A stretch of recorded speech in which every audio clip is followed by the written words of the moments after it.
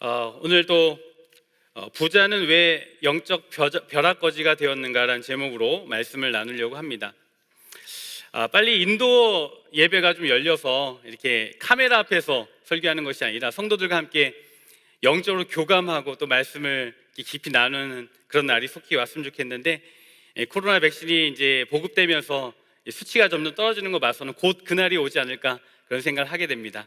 우리 함께 모여서 예배하는 그런 날이 오기를 간절히 소망합니다. 제가 하루는 저희 아이들을 데리고 LA 다운타운 시내를 방문한 적이 있어요.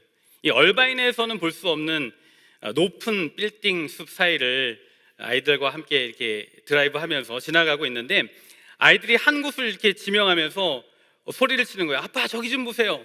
아빠 저거 뭐예요? 와! 애들이 너무나 이 신기한 그 모습으로 신기해하면서 어디론가 손가락질을 하면서 저게 뭐냐고 저한테 묻는 거예요. 그래서 제가 아이들이 손가락으로 가리키는 그곳을 보니까 다름이 아닌 화려하고 높은 빌딩 숲 사이에, 그것도 대낮에 큰 대로변에 텐트들이 쳐져 있는 것을 보게 되었습니다. 여러분들 아마 저 텐트가 뭔지 잘 아실 거예요. 홈리스 텐트죠. 홈리스 텐트. 그래서 제가 아이들에게 저거는 홈리스들이 쳐놓은 텐트야. 가난해서 집이 없는 사람들이 길가에다 텐트를 치고 저렇게 살고 있는 거야 라고 이야기를 해줬어요. 그랬는데 저희 집에 1학년짜리 막내가 그것을 보고 하는 소리가, 아빠가 왜 집이 없어요? 저렇게 빌딩이 많고 그래 방들이 많은데 왜 집이 없어요?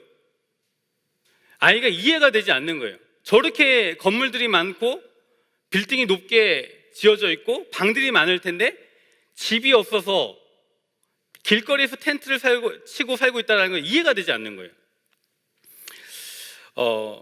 참 우리가 보기에도 참 이상한 일이죠. 집은 많은데 빌딩은 저렇게 높게 지어져 있는데 왜 집이 없는 것인가? 이상하지만 여러분, 우리가 살고 있는 삶의 현실이 바로 그런 것입니다. 그래서는 안 되지만 전혀 연결점이 없고, 그리고 서로 다다를 수 없는, 공통분모가 없는, 상상할 수도 없는 그런 세계가 우리 삶 가운데 이미 펼쳐져 있고, 그게 우리의 현실이라는 것이죠. 그래서 우리가 다다를 수 없는 그 세계가 있기 때문에 우리가 사용하는 용어에도 가만히 보면 그런 표현들이 있어요. 극과 극. 전혀 만날 수 없는 그런 상태 아닙니까? 극과 극. 귀천, 밝음과 어둠, 명암, 양극화, 희비, 기쁨과 슬픔, 이런 게 바로 다다를 수 없는, 서로 만날 수 없는 그런 단어들인데, 실질적으로 이러한 것들이, 이러한 세계들이 우리 삶 가운데 현실에 있다라는 거예요. 오늘 성경에 보면 도무지 공통점이 없는 서로 다른 극과 극의 삶이 나옵니다. 바로 부자와 거지의 삶입니다. 어떠한 다름이 있었는가 성경 한번 살펴보도록 하겠습니다. 19절에서 21절 한번 보겠습니다. 19절에서 21절입니다. 한 부자가 있어 자색 옷과 고운 베옷을 입고 날마다 호화롭게 즐기더라. 그런데 나사로라 이름하는 한 거지가 헌데투성이로 그의 대문 앞에 버려진 채 그 부자의 상에서 떨어지는 것으로 배불리려 하며 심지어 개들이 와서 그 헌내를 핥더라. 여러분, 본문을 읽어봐도 극과 극의 삶 아닙니까? 부자는 자색 옷, 고운 베옷을 입고 날마다 호화롭게 즐겼다라는 거예요. 자색 옷. 이 자색 옷은 아무나 입는 옷이 아니에요. 자색이라는 것, 이 색깔 자체가 자연에서 쉽게 채취할 수 있는 것이 아닙니다. 아주 까다로운 그런 색깔이어서, 이 자색으로 염색된 의복은 왕실의 왕족이나 귀족 또는 고관들만 입을 수 있는, 한편으로 보면 부와 권력을 상징하는 그 색깔이요, 또 그런 옷이었다라는 거예요. 요즘 현대로 말하면 어떻게 표현하면 좋을까요? 어떤 차를 끌고 다니느냐에 따라서 그 사람이 얼마만큼의 부와 권력을 가지고 있는지 상징하지 않습니까? 한국으로 따지면 강남에 사느냐, 강북에 사느냐, 이것을 따라서 그 사람이 가지고 있는 부와 권력을 구분하게 되죠. 본문의 부자는 부와 권력의 상징인 자색 옷을 입고 날마다 호화롭게 지냈다라는 거예요. 그런데 반대로 나사로라 하는 거지는 어떤 인생이었는가? 부잣집 문 앞에 버려진 채 집도 없이 살았고, 심지어는 부잣집에서 나오는 음식물 찌꺼기로 배를 채우며 하루하루를 연명하며 살았다는 거예요. 음식물 찌꺼기로 하루하루를 연명하니 건강 상태가 온전할 리가 없죠. 그래서 성경에 보니까 온몸에 헌대가 가득했다, 즉 온몸에 피부병이 가득했다라는 거예요. 그리고 그 피부병으로 인하여서 개들이 와서 그 몸을 핥았다라고 표현하면서 위생적으로 얼마나 힘들었고 삶이 얼마나 고단했는지 설명해 줄 뿐만 아니라 얼마나 비참했느냐라는 것을 설명해 주고 있어요. 극과 극의 인생인 것이죠. 근데 이처럼 부자와 거지 나사로 전혀 공통점이 없는 극과 극의 두 인생을 보면서 어떤 생각이 드냐면, 정말 태어나면서부터 부자인 사람들과 태어나면서부터 거지인 자들, 선택권이 없이 평생 극과 극의 삶을 살아야 하는 이 불공정해 보이는 그 세상, 근데 그것이 바로 우리 삶 가운데 펼쳐져 있는 우리의 현실이라는 것입니다. 높고 화려한 빌딩수 사이에 집이 없어 텐트 한 동 또는 그 텐트조차도 없어서 침낭 하나에 부지하며 살아가고 있는 홈리스들, 극과 극의 세상을 보면서 저희 집 1학년짜리 초등학생 아이가 이해되지 않는 세상이 바로 우리가 맡고 있는 이 세상이라는 것이죠. 그러나 오늘 성경을 보면 우리가 성경을 통해 주목하게 되는 것은 뭐냐면, 이 극과 극의 세상이 우리가 보여지는 이 세상 속에서만 존재하는 것이 아니라 영적인 세계에서도 존재하더라라는 것입니다. 영적인 세계에서 어떤 극과 극의 삶이 펼쳐지던가 22절에서 24절에 나오죠. 한번 보겠습니다. 22절, 24절. 이에 그 거지가 죽어 천사들에게 받들려 아브라함의 품에 들어가고 부자도 죽어 장사되매 그가 음부에서 고통 중에 눈을 들어 멀리 아브라함과 그 품에 있는 나사로를 보고 불러 이르되, 아버지 아브라함이여 나를 긍휼히 여기사 나사로를 보내어 그 손가락 끝에 물을 찍어 내 혀를 서늘하게 하소서. 내가 이 불꽃 가운데서 괴로워하나이다. 오늘 이 본문을 보면 천국과 지옥을 묘사하고 있는 그 사건이기도 한데, 이것이 실제 사건이냐 아니면 어떤 교훈을 위한 비유이냐, 여러 가지 이제 논란들이 좀 있습니다. 어떤 사람들은 이것은 실제 악인들이 지옥에 갈 것을 이야기하고 있는 가르침이다. 그래서 악인들은 영원한 음부에 던져져서 뜨거운 불 가운데 고통을 당하게 되므로 우리가 내세를 기억하고 경각심을 가지고 정말 하나님을 온전히 섬기며 이 시대를 살아야 한다라는 그 가르침이 있는 것이 이 본문이다, 이렇게 설명하기도 하고요. 반면에 어떤 학자들은 이 이야기는 비유다, 실제로 일어나는 것이 아니라 비유다.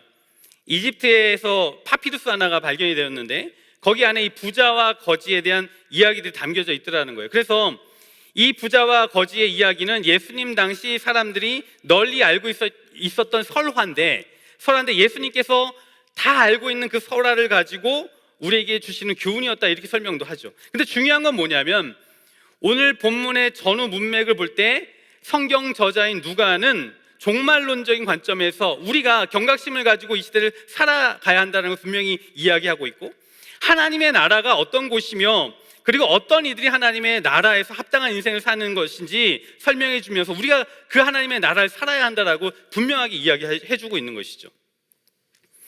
일단 본문의 내용을 보면 부자와 거지 나사로 둘 다 죽은 후에 삶이 극과 극으로 다시 뒤집어져 버립니다. 22절 보시면 거지 나사로는 죽어서 천사들에게 받들려 아브라함 품에 들어갔다라고 기록하고 있어요. 반전이 일어난 거죠. 본래 거지 나사로는 개들이 그 몸을 핥았던 비참한 인생이었습니다. 부자의 상에서 떨어지는 부스러기로 배불리고 싶었던 그런 비참한 인생이고 정말 빈궁한 인생이었습니다. 그러나 그가 죽자 천사들이 받들어 아브라함 품에 안기게 했다라는 것이죠. 세상에서는 하찮고 보잘것없는 인생이었지만 죽은 후에는 아주 소중한 존재로 대접을 받음으로 정말 영광스러운 인생으로 바뀌게 되었다라고 말씀하고 있죠. 부자도 죽었습니다. 나사로처럼 부자도 죽었는데 이렇게 기록하여져 있죠. 장사 지낸 바 되었는데 음부 곧 지옥에 던져져서 비참한 인생을 맞게 되었다라는 거예요. 타는 불꽃 가운데서 고통하면서 나사라의 손끝에 물 한 방울 찍어서 자기의 혀를 제발 좀 서늘하게 좀 해달라고 간곡히 부탁하고 구걸하는 비참에 빠지게 되었다라는 거예요. 죽은 이후에 부자와 거지 나사로는 극과 극으로 삶이 완전히 바뀌게 되는 것을 보게 됩니다. 여러분, 왜 이러한 반전이 일어났을까? 왜 이런 극과 극의 반전이 일어난 것인가? 그 이유에 대해서 우리가 한번 고민을 갖게 되는데 25절의 그 단서를 좀 찾게 됩니다. 25절. 자, 어떤 이유에서 반전이 일어났는가? 25절입니다. 제가 읽습니다. 아브라함이 이르되 예, 너는 살았을 때 좋은 것을 받았고 나사로는 고난을 받았으니 이것을 기억하라. 이제 그는 여기서 위로를 받고 너는 괴로움을 받느니라. 여러분, 이게 단서인데요, 이해가 되십니까? 좀 이상하지 않아요? 이 말의 논리를 좀 따지면 부자는 살아서 많은 것을 누렸으니까 죽은 후에 비참함을 경험하는 것이고, 거지 나사로는 세상에 살면서 가난하고 비참함을 많이 겪었기 때문에 위로를 받는다, 그런 것 아닙니까? 그렇다면 이 논리로 따지면 가진 자는 다 죄인이 되는 것 아닐까요? LA 빌딩 숲 건물주들은 다 죽은 후 고난을 당하고, 저기 해변가 대저택에 살며 요트를 타고 레저 스포츠를 즐기고 윈드서핑을 즐기며 사는 사람들은 죽은 후에 다 고난을 당한다는 말 아니겠습니까? 반면에 홈리스들은 살아서 고난을 많이 당했으니까 죽은 후에는 하나님의 위로를 받는다. 이게 논리적으로 설명은 되지만 납득이 되는 이야기인가 생각을 하게 되는 거예요. 그래서 25절의 내용의 논리라면 우리 주변에 가진 분들 다 위험하다는 이야기죠. 다 위험하다는 이야기죠. 이 부분을 어떻게 풀어야 할 것인가, 제가 이제 고민을 하면서 고민하는 가운데 이 말씀을 보면서 주님이 주시려고 하는 교훈이 무엇인가 고민하고 묵상하고 또 생각하는데, 제 마음에 떠올랐던 키워드 중에 하나가 가난한 자예요. 가난한 자. 가난한 자. 이 가난한 자라는 키워드를 생각할 때 떠올랐던 말씀이 마태복음 5장에 있는 산상수훈인 거죠. 산상수훈 5장, 마태복음 5장 3절에 보면 이렇게 나와 있습니다. 심령이 가난한 자는 복이 있나니 뭡니까? 천국이 그들의 것이며. 가난한 자는 복이 있다고 합니다. 천국이 그들의 것이다라고 말씀하셨습니다. 산상수훈의 그 마음이 가난한 자, 이 가난한 자, 마음이 가난한 자와 가난한 거지 나사로가 서로 이렇게 매칭이 되면서, 거지 나사로가 가난한 자로서 천국에서 아브라함의 위로를 얻었다는 것은 뭐냐면 바로 마음이 가난한 자로서 천국을 소유하는 자의 대표로 비유하고 있다는 것을 생각하게 되는 것이죠. 마음이 가난한 자, 천국이 그들의 것이다라고 성경은 말씀하고 있어요. 마음이 가난한 자, 어떠한 자들인가 생각해 보게 됩니다. 거지 나사로를 다시 한번 좀 주목해서 생각해 보겠습니다. 오늘 본문의 거지 나사로, 어떤 사람이었는가? 이런 거지 나사로는 외부의 도움 없이는 살 수 없는 전적으로 무능한 사람이었습니다. 무능력한 사람이었습니다. 오로지 주인의 상에서 떨어지는 그 부스러기 음식으로 전전긍긍하며 하루하루를 살아가면서 그것에 의존하며 살아갔던 무능한 그런 사람이었던 것이죠. 몸이 병에 들어서 개들이 몸을 핥고 있을 때, 여러분 생각해 보세요. 개들이 다가와서 자기 몸을 핥을 때 여러분들이라면 어떻게 하시겠습니까? 저라면 뭐 발길질을 해서라도, 아니면 휙 하면서 저리 가! 하면서 개를 뿌리칠 텐데 아무런 액션이 나오지 않아요. 그 이야기는 뭐냐면 개를 뿌리칠 기력조차도 없는 무력한, 무능한 그런 상태에 놓여져 있었던 사람이 바로 거지 나사로였다는 것이죠. 이 말은 외부의 도움을 받지 않고는 도무지 살 수가 없는 전적으로 무능한 인생이었다는 것이죠. 전적으로 의지할 존재가 필요한 가난한 자가 바로 나사로였다는 것이죠. 저는 주인의 상에서 떨어지는 부스러기를 의존했던 이 거지 나사로를 보면서 주님의 상에서 떨어지는 부스러기라도 먹겠습니다라고 호소했던 수르버니게 여인이 생각나는 거예요. 자신의 딸, 귀신 들린 그 딸을 고치기 위해서 여러 가지 세상적 방법을 동원해서 치유시켜 보려고 했지만 치유되지 않아서 오직 주님께만 전적으로 의존하여 나와서 우리 딸을 좀 고쳐주십시오라고 눈물을 흘리며 호소했던 수로보니게 여인. 그러나 주님은 말씀하셨죠. 자녀들로 먼저 배불리 먹게 할지니 자녀들의 떡을 취하여 개들에게 던짐이 마땅치 아니하니라. 예수님으로부터 거의 모욕적인 이야기를 들었던 이 수르보니게 여인. 그러나 그 이야기를 듣고도 예수님밖에 답이 없기 때문에 그에게 온전히 매달리면서 호소했던 것이 뭐냐면, 주여 올소이다마는 상 아래 개들도 아이들이 먹던 부스러기를 먹습니다. 저도 그 부스러기가 필요합니다라고 가난한 심령으로 나갔던 그 수르보니게 여인. 주님 아니면 안 됩니다라는 마음으로 주님의 자비를 구했던 마음이 가난했던 그 여인이 바로 수르보니게 여인이었다는 생각을 하게 됩니다. 여러분, 구약에 나오는 욥을 한번 생각해 보면요, 물질적인 축복을 많이 받아서 누렸던 욥. 여러분, 욥은 부자였지만 전적으로 하나님을 의지하는 마음으로 마음이 가난한 자가 바로 욥이었습니다.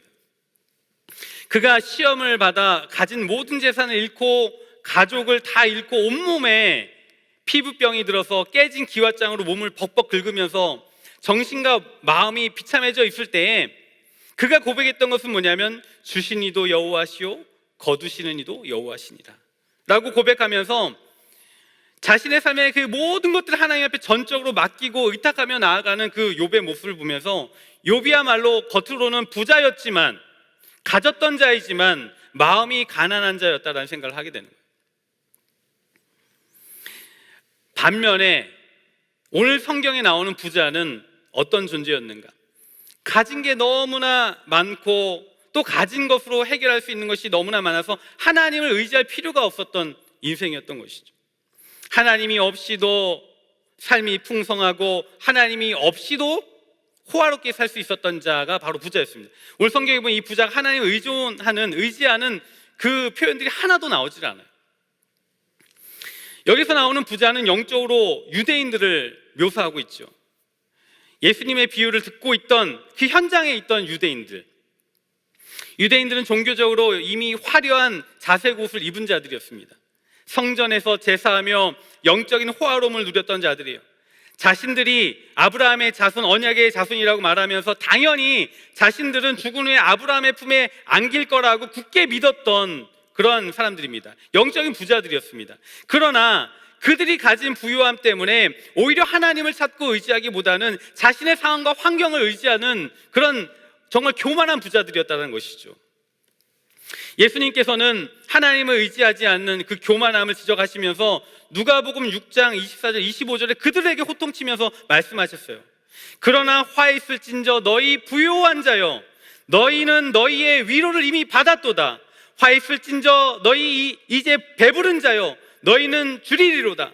화 있을진저 너희 이제 웃는 자여, 너희가 애통하여 울리리로다 라고 하시면서 교만한 유대인들을 향하여 저주하고 또 호통치셨던 예수님을 보게 됩니다. 여러분, 우리는 내 자력으로 웬만한 것은 다 처리할 수 있는 하나님이 필요 없는 부자입니까? 아니면 주의 상에서 떨어지는 부스러기라도 먹어야 합니다라고 고백하는 가난한 자입니까? 가만히 한번 생각해 보십시오. 정말 주님을 의존하고 의지하며 살아가고 있는가? 저는 마음이 가난한 자입니다, 정말 주님이 없이는 안 됩니다라고 말하면서도 실상은 하나님 없이도 사는, 웬만한 것은 내 자력으로 해결할 수 있는 그런 한편으로 보면 부자로 살면서 착각하고 있지는 않습니까? 얼마 전에 제가 이제 한 사건을 좀 경험하면서 제가 교만한 부자였다라는 생각을 하게 됐어요. 우연히 제가 이제 한국 그 여권을 이렇게 들춰보다가 깜짝 놀랐습니다. 우리 아이들 여권 만료일이 하루 지난 거예요. 그래서 그냥 간단하게 생각했습니다. 그냥 여권 비자 기간이 많이 남아있으니까 그냥 여권을 갱신하면 되겠다, 연장하면 되겠다, 그런 생각을 했어요. 근데 이제 알고 보니까 여권이 만기가 되면 체류 날짜를 넘긴 것이 되므로 자동으로 비자가 취소가 된다는 거예요. 아이들 비자가 취소됐다는 거예요. 제가 그 사실을 알고는 마음이 너무 복잡해졌어요. 그래서 애들 학교는 어떻게 해야 하며, 또 보험은 어떻게 해야 하며, 교회 사역은 어떻게 해야 하며, 어떻게 처리해야 되는지 정말 머리가 너무 복잡해가지고 발을 동동 굴렀습니다. 막 안절부절 못하고 있으니까 제 옆에 있던 와이프가 발을 동동 구르고 있는 저에게 그러는 거예요. 우리가 하나님께서 주신 감사함이 너무나 많은데 그것을 제대로 감사하지 않고 불평불만하고 정말 그렇게 하니까 기도하라고, 하나님께 정신 차리라고 지금 뒤통수 때리는 거 아니냐, 기도해야 된다, 딱 얘기를 하는 거예요. 근데 지금 난리가 났는데, 가장으로서 정말 마음이 너무 복잡한데 기도가 나옵니까? 너무 힘든 거예요. 남의 속도 모르고 와이프가 너무 이렇게 그냥 정답을 이야기하는 거죠. 남의 속도 모르고 기도하자는데 막 불이 막 나는 거예요. 그런데 생각을 해보니까, 다시 한번 마음을 가라앉히고 생각을 해보니까 그간 내가 무엇을 의지하고 살았는가 생각이 드는 거예요. 든든한 비자 스탬프를 의지했고, 그래서 그냥 편안하게 있었던 거 아니에요. 안정적인 베델교회의 그런 환경에 안주하며 살았다는 그런 생각이 들면서 기도의 능력이 아닌 나와 내 주변의 능력을 의지하며 살지 않았는가라는 생각을 하면서 회개하게 되는 거예요. 부자의 모습이 내 안에 있더라는 것입니다. 이런 걱정하실까 봐 말씀드리면 잘 해결되고 있습니다. 잘 해결되고 있는데, 영적으로 정신을 차리면서 깨닫게 된 것은 사실 겉으로는 번지르르해 보이지만 실상은 영적인 거지인 거예요. 아무것도 가지고 있지 않은 깡통인 거예요. 저는 목사 안수 받은 지 11년 차 되었는데, 해가 거듭되면서 정말 더 거룩하고 성결해져야 하는데, 느끼는 것 중에 하나는 뭐냐면 목회자의 순수함을 잃고 있지 않는가, 그런 생각들을 하는 거예요. 점점 그가 목회를 하면서 사람들에게 받은 상처와 선배 목회자들에게 받은 상처와 또 교회 여러 가지 그 교단적인 그리고 교회적인 시스템 속에서 상처받는 그 쓴뿌리들이 제 안에 깊이 내재되어 있고 쌓여 있고 남아있는 것을 보게 되면서, 그 쓴뿌리가 제 영혼의 엉겅퀴가 돼서 제 의지와 힘으로는 이 문제를 풀 수 없는 연약한 내 자신을 바라보면서 나는 전적으로 주님을 의지해야 하는 영적인 거지구나라는 그런 생각을 하게 되는 거예요. 여러분, 성도님들도 마찬가지 아니시겠습니까? 신앙생활을 오래 해 오시면서 신앙의 선배들에게 상처받고, 믿고 신뢰했던 사람들에게 상처받고, 그리고 새 식구들에게 상처받으면서 그것이 영혼의 엉겅퀴가 되어서 자기가 아무리 용서하고 풀려고 하여도 풀리지 않는 그런 숙제 속에서 너무 고통하고 있지 않습니까? 교회라는 곳이 정말 믿음의 식구들과 투명하게 마음을 내어놓고 함께 더불어 살아가야 함에도 불구하고 어떻습니까? 속에 있는 것들을 솔직하게 내놓았다가 그것이 독이 되어서 화살로 날아와서 자기 가슴에 바뀌는 것을 한두 번 경험한 게 아니지 않습니까? 그래서 우리는 그 마음의 아픔과 응어리를 어디 가서 풉니까? 미용실 가서 풀어요. 머리하면서 풀고, 취미생활하러 가서 만난 학교 엄마들하고 같이 대화하면서 풀고, 세상 사람들과 투명하게 속을 내놓는 이상한 일들이 벌어지고 있는 것이죠. 비정상적인 일들이 벌어지고 있는 것이죠. 이러한 모습을 보면서 느끼는 것은 딱 하나예요. 우리의 삶의 그 모든 문제에 있어서 주님이 우리에게 은혜를 베풀어 주시지 아니하시면 우리는 절대로 안 되는 인생이라는 것입니다. 사람이 아무리 똑똑하고 좋은 학벌을 가지고 좋은 전략을 가지고 있다 하더라도 우리는 그 문제를 풀려고 내가 손을 대면 될수록 계속 망가지는 인생을 보면서 전적으로 하나님을 의지하고 의존하지 아니하면 하루도 살 수 없다는 것을 발견하게 되는 것이죠. 우리는 마음이 가난한 자여야만 합니다. 아무것도 없는 영적 거지임을 인정하고 전적으로 주님을 의지하며 붙들며 나아갈 때 오늘 성경에서 우리에게 말씀하고 있는 것이죠. 천국이 너희의 것이 될 것이다, 하나님의 나라가 너희에게 임할 것이다 라고 말씀하고 있는 거예요. 여러분, 우리는 내 힘으로 사는 부자입니까? 아니면 예수 아니면 안 되는 영적 가난한 자입니까? 주님의 자비와 은총 없이는 살 수 없는 전적으로 무능한 존재임을 인정하며 나아가는 저와 여러분들이 되기를 간절히 소망합니다. 주님께 매달립시다. 주님의 상에서 떨어지는 부스러기라도 제가 먹겠습니다, 그것이 내 유일한 양식입니다 라고 고백할 때 비로소 우리는 참된 아브라함의 품, 하나님의 품, 하나님의 나라를 경험할 수 있다라고 성경은 말씀하고 있는 거예요. 여러분, 인생은 타이밍이죠. 지금을 놓치면 안 됩니다. 버스 떠난 후 손 흔들어도 소용이 없는 것이죠. 때 늦은 후에는 소용이 없는 것이죠. 오늘 성경에 보니까 부자는 때늦은 후회를 하게 됩니다. 27절, 28절 보면 후회를 하죠. 이렇게 후회하죠. 읽겠습니다. 이르되 그러면 아버지여 구하노니 나사로를 내 아버지의 집에 보내소서. 내 형제 다섯이 있으니 그들에게 증언하게 하여 그들로 이 고통받는 곳에 오지 않게 하소서. 부자는 자신의 가족 5 형제가 이곳에 오지 않도록 간곡히 부탁을 합니다. 나사로를 내 아버지 집에 좀 보내주십시오. 그러면 그들이 회개하고 돌아올 것입니다. 왜 아버지 집에 보내달라고 요청했을까요? 아버지도 부자였겠죠. 형제들도 부자 아니었을까요? 대대손손 부자였던 그 가문에 부족한 것이 무엇이 있겠습니까? 결국 자력으로 하나님 없이도 살았던 그들의 인생이 말로가 결국은 비참한 인생으로, 정말 그 불구덩이 던져진 인생으로 전락한다는 것을 알고, 정말 이 말로 다 할 수 없는 이 고통의 음부 속으로 오지 않도록 형제들이 있는 곳에 나사로를 보내서 그들로 이곳에 오지 않도록 좀 도와주시도록 간곡히 부탁하는 것이죠. 죽은 나사로를 살려보내면 그들이 깨닫고 돌아올 거라고 생각했던 거예요. 그때에 31절에 아브라함이 분명하게 말합니다. 31절 이렇게 말합니다. 이르되 모세와 선지자들에게 듣지 아니하면 비록 죽은 자 가운데서 살아난 자가 있을지라도 권함을 받지 아니하리라 하였다 하시니라. 여기서 이제 눈이 탁 가는 구절이 뭐냐면 모세와 선지자들에게 듣지 아니하면 이라는 거예요. 모세와 선지자들이 그토록 부르짖고 호소했던 내용이 뭡니까? 바로 죽었다가 다시 살아나실 구원자 예수 그리스도, 그 오실 예수 그리스도를 믿고 그를 따르라는 것 아니었습니까? 죽은 나사로를 살려보내면 회개할 거라는 부자의 요청은 한편으로 말하면 이미 죽었다가 살아나신 예수 그리스도가 우리 가운데 있음에도 불구하고 다른 표적을 구하는 것이 되는 거죠.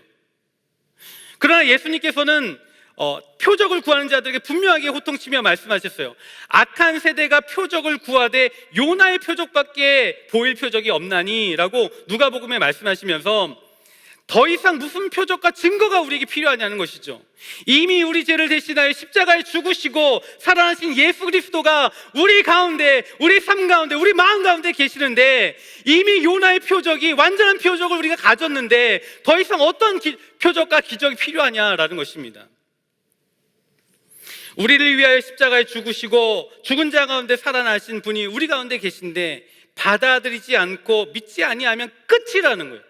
끝이라는 거예요. 아무리 다른 표적이 있다 할지라도, 심지어 죽었던 자가 살아나는 그런 표적이 있다 할지라도 지금 우리 가운데 계신 주님을 믿지 아니하면 끝이라는 것입니다. 우리가 그 주님을 바라보면서 주님 아니면 안 됩니다. 가난한 마음으로 주 예수 그리스도를 온전히 의지하며 붙잡고 나아가는 저와 여러분들 되시기를 주님의 이름으로 축복합니다. 말씀을 좀 정리하겠습니다. 여러분, 우리는 부자입니까? 아니면 거지입니까? 부자는 왜 영적 벼락거지가 되었습니까? 여러분, 유대인은 가진 것이 많았죠. 하나님의 선민이라는 의식, 성전과 율법이 있었고 거룩한 제도들이 그들에게 있었습니다. 그런 환경 속에서 자신들은 당연히 아브라함 품에 안길 자라고 생각했습니다. 그러나 그들의 교만은 결국 심판의 때에 하루아침에 영적 벼락거지로 만들었다는 것입니다. 여러분, 우리가 혹시나 유대인들 아닐까요? 영적인 부자가 아닐까요? 이미 우리에게 거룩한 삶의 환경들이 있다라고 여기며 그것에 의지하며 살지 않습니까? 반면에 외적 도움이 없이는 하루도 살 수 없다라고 고백하는 전적 의존의 가난한 마음을 가졌던 거지 나사로는 오히려 주님 품에 안겨, 아브라함의 품에 안겨 안식을 누렸다는 거예요. 우리가 오직 죽었다가 다시 살아나신 주 예수 그리스도를 전적으로 의지하고 가난한 마음으로 주를 붙들고 주님의 상에서 떨어지는 부스럭이라도 내가 오늘 먹겠습니다, 그것이 내 일용할 양식입니다 라고 가난한 마음으로 나아갈 때, 오늘을 살아낼 때 하나님의 놀라운 자비가 우리 가운데 임하고 하나님의 나라를 경험하는 놀라운 축복이 있는 줄 믿습니다. 이런 부자처럼 영적 우월의식에 빠져 사는 존재가 아니라 거지 나사로처럼 가난한 마음으로 죽은 자 가운데 살아나신 주 예수님만 믿고 의지하며 나아가는 저와 여러분들 되시기를 주님의 이름으로 축복합니다. 아멘. 이 시간 우리 함께 좀 찬양하고 또 기도했으면 좋겠는데, 내가 주인 삼 모든 건 내려놓고 주님을 의지합니다. 그런 마음으로 우리 함께 찬양하며 나아가기 원합니다. 내가 주인 삼 모든 것, 내가 주인 삼은 모든 것 내려놓고 내 주 대신 주 앞에 나가 내가 사랑했던 모든 것 내려놓고 주님만 사랑해. 내가 주인 삼은 모든 것, 내가 주인 삼은 모든 것 내려놓고 내 주 대신 주 앞에 나가 내가 사랑했던 모든 것 내려놓고 주님만 사랑해. 주 사랑 거친 풍랑에도 주 사랑 거친 풍랑에도 깊은 바다처럼 나를 잠잠케 해. 주 사랑 내 영혼의 반석 그 사랑 위에 서리. 주 사랑 거친 풍랑에도 주 사랑 거친 풍랑에도 깊은 바다처럼 나를 잠잠케 해. 주 사랑 내 영혼의 반석 그 사랑 위에 서리. 나의 생명은 나의 생명을 드리 주 영광 위하여 사용하옵소서. 내가 사는 날 동안에 주를 찬양하며 기쁨의 제물 드리. 아멘. 나를 받아주소서. 나를 받아주소서. 나의 생명은 아멘. 나의 생명을 드리 주 영광 위하여 사용하옵소서. 내가 사는 날 동안에 주를 찬양하며 기쁨의 제물 드리. 아멘. 나를 받아주소서. 나를 받아주소서. 이제 우리 기도하며 나아가기 원합니다. 기도할 때 주님보다 세상의 헛된 것들을 의지하며 살아갔던 나의 과거를 용서하여 주시옵고, 하나님 나의 생명을 드리오니 아버지 주를 의지하며 살아갈 수 있도록 인도하여 주옵소서. 주의 영광 위하여 살아갈 수 있도록 인도하여 주옵소서라고 주여 한번 부르고 기도하시겠습니다. 주여. 하나님 이 시간 기도합니다.